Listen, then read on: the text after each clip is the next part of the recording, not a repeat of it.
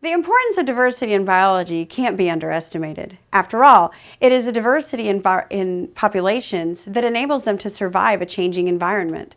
And when your populations are diverse, your community is also diverse. The diversity of a community is an indicator of ecological health. Let's get ready to explore why diversity in ecosystems is so important and how the diversity of communities helps to maintain ecosystem health. After this lesson, you'll be able to refine scientific models and questions about the effect of complex biotic and abiotic interactions on all biological systems, from cells and organisms to populations, communities, and ecosystems. You'll be able to design a plan for collecting data to show that all biological systems are affected by complex and biotic and abiotic interactions. You'll be able to analyze data to identify possible patterns and relationships between a biotic or abiotic factor and a biological system. You'll be able to use representations or models to analyze quantitatively and qualitatively the effects of disruptions to dynamic homeostasis in biological systems.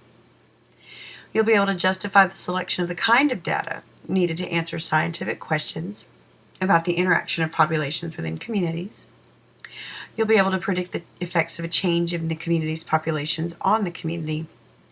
And finally, you'll be able to make scientific claims and predictions about how species diversity within an ecosystem influences ecosystem stability. Ecological communities are complex systems, and as you've probably gathered by now, the individual components are intertwined with one another to help maintain what is often a delicate homeostatic balance. Any imbalance in part of the community affects all members to some degree, and some members of the community feel the effects of the imbalance more dramatically than others. So in this lesson, we'll look at different components of ecological communities and how they influence and affect one another. How diverse an ecological community is relies on its species richness and abundance. Species richness is the way we describe how many different species inhabit a particular area, whether it's a specific habitat or as broad as an entire biome. Species richness varies from region to region all over the world. An important factor that determines species richness is latitude, how far north or how far south a geographic region is located. Richness tends to increase as latitudes approach the equator.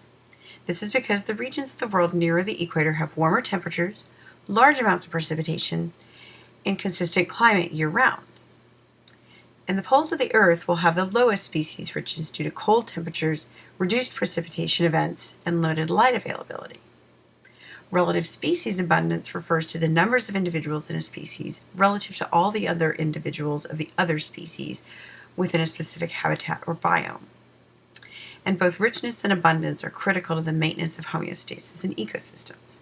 So what you're seeing here is a diagram that illustrates species richness of vertebrates in different places in the world.